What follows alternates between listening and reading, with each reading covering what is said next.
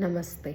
आज मैं बात करूंगी प्लैनेट जुपिटर के बारे में। मेरे कुछ व्यूवर्स चाहते हैं कि मैं प्लैनेट के बारे में कुछ टिप्स दूं और उसके ऊपर सीरीज बनाऊं सभी प्लैनेट्स के ऊपर। तो रिसेंटली केतु प्लैनेट पर बनाई थी। आज जुपिटर प्लैनेट को कैसे स्ट्रॉन्ग कर सकते हैं, क्या ना करें और क्या करें, इसके ऊपर। जुपिटर जो हैं हमारे, सबसे पहले तो गुरु आते हैं, टीचर आते हैं जिनसे हम सीखते हैं। घर के अंदर माँ से सीखते हैं, जैसे पैदा होते हैं तो माँ गुरु है पहले, और फिर फादर गुरु हैं आपके साथ साथ। तो जो भी लाइफ में भी आपके एज में बड़े हैं उनको भी जुपिटर प्लैनेट यानी कि बृहस्पति जो ग्रह हैं उनके अंडर आ जाते हैं ये सब। और हमारी विजडम, हमारी नॉलेज और हमारी लाइफ की एक्सपेंशन जुपिटर देते हैं। क्योंकि जो किसी भी एरिया में, चाहे वो फैमिली एक्सपेंशन है, चाहे आपका बिजनेस है, चाहे जॉब का आपका जो है कहते हैं कि प्रमोशन है, वो भी हमें जुपिटर से ही मिलता है कहीं ना कहीं। और धर्म स्थान जो हैं हमारे, जितने भी जहाँ हम पूजा करते हैं जाके, तो वो सब जुपिटर के अंडर आते हैं।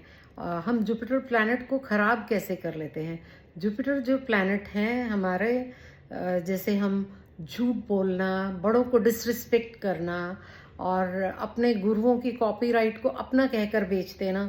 गुरु जिस चीज़ को मना करते हैं कि इसकी चोरी ना करें, उसी की चोरी करके हम उसको आगे यूज़ कर लेते हैं, तो भी हमारा जुपिटर ख़राब होता है। और उससे क्या है, प्रॉस्पेरिटी भी नहीं आती। प्रॉस्पेरिटी का कारक भी जुपिटर है। और वैसे भी जितने भी सोलर सिस्टम में प्लैनेट हैं उनमें जो जुपिटर हैं सबसे बड़े प्लैनेट माने गए। इवन अर्थ से भी बड़ा प्लैनेट है जुपिटर जो है। इसको ठीक कैसे करें? एक तो आप सबसे पहले गुरुओं का रिस्पेक्ट करनी शुरू करिए। अपने घर में बड़े हैं, फादर भी आपके जुपिटर ही हैं, उनको रिस्पेक्ट करिए, उनको सुनिए, बड़ों को सुनिए और सबको थैंक यू भी करिए जिनसे कुछ सीखते हैं। क्योंकि थैंक यू जो है वो नहीं करते हैं, ईगो ले आते हैं ना हम, तो भी वो जुपिटर ख़राब करने की ही एक निशानी है।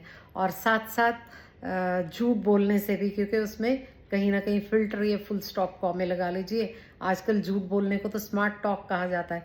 हालांकि झूठ बोलना डायरेक्टली और मतलब जुपिटर के साथ साथ और प्लैनेट भी रिस्पॉन्सिबल हैं, पर एज पर एस्ट्रोलॉजी जो धर्म स्थान हमारा फैमिली का और हमारा बोलने का स्थान है, घर है, वो एक ही है एज पर एस्ट्रोलॉजी।